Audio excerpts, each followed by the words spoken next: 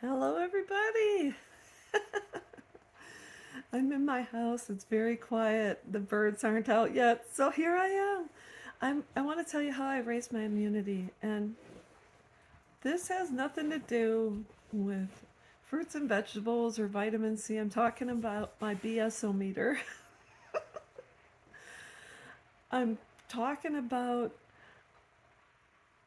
my immunity to BS, chaos, drama, and all that other stuff. What you hear is what you get. This is my life. It is very quiet. I had to fight for this.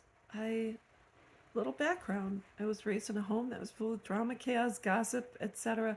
My mom would peek out the windows and see what was going on in the neighborhood and report back to us. And there was always gossip, gossip, gossip. It's just the way it was. If it happened to you, the whole family had to know. So you learn how to keep your secrets from young on.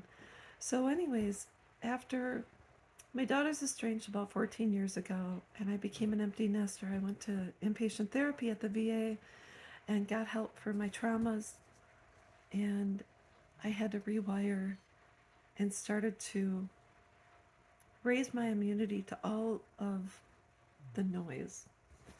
And so eventually I was by myself. I really enjoyed my little apartment. It was wonderful. And I still had a problem saying no to people, just to cutting them off, just not giving them my attention. I had an old neighbor who lived across the hall from me would bang on my door. Laura, I know you're in there.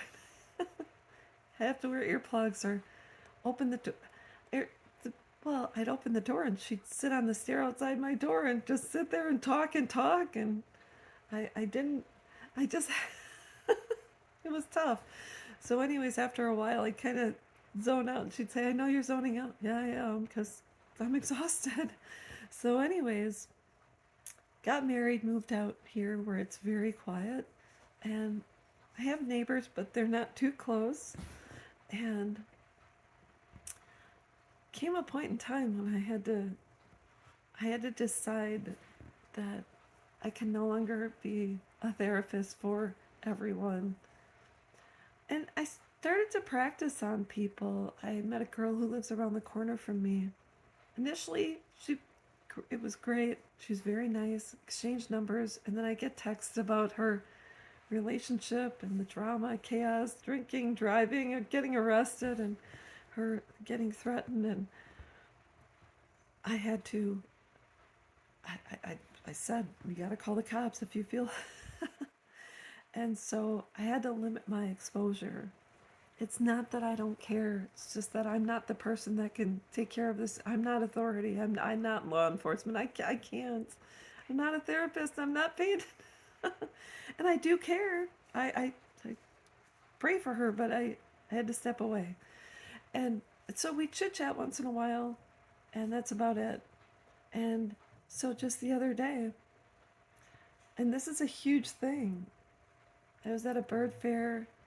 I had not brought my birds along. I just wanted to go and see all the beautiful birds available for adoption. And I started to chit chat with this other lady, and she says, I have a cockatiel. And I said, oh, that's cool. I have, green cheeks. And she said, yeah, my husband was was walking around with him on his shoulder, and somehow the bird got spooked and flew outside.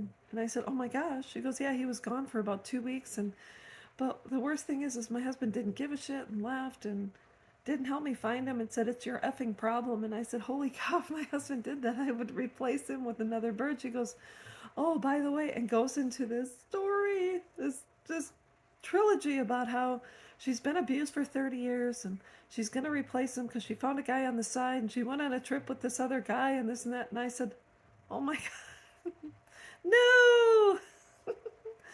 So I listened, and prior to her telling me all this, I had exchanged Facebook information with her and tried to send her a friend request because she lives, I don't know, in a town not too far from me, and she needs help with her birds. And I thought it was going to be just calm. Unfortunately, it's not. I think when you reach a certain age, either you have your shit together or you don't. So, anyways, I had sent her a friend request and got home, and I said, I can't sign up for this. And I canceled the request.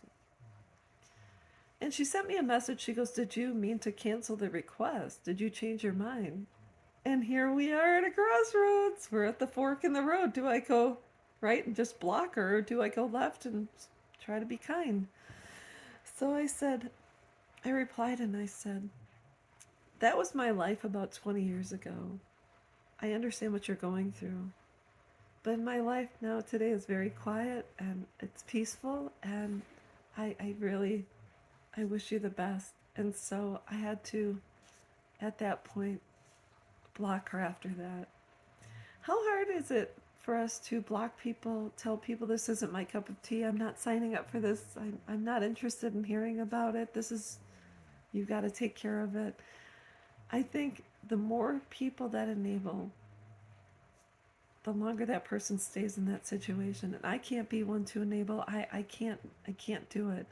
So you can be kind, but sometimes I think what you have to do is get older, and I'm 54, is I should take the time to get to know someone prior to giving them my phone number, my Facebook, prior to opening my life up. Take the time. You don't have to give anyone your phone number, your Facebook information. You don't have to tell them your last name. You have to gauge the situation very carefully. And so take the time. If most important, disconnect. You are not, I am not put on this earth to heal or save anyone. I have enough on my own plate. I can't add your slough onto my plate. There's no room. There's no room. Remember what they said to Mary and Joseph? There's no room in my inn. There's no room in this inn for other people or drama, chaos, etc. This is my life. It's very quiet, and I plan on keeping it that way. That's all I've got, and I'll be back.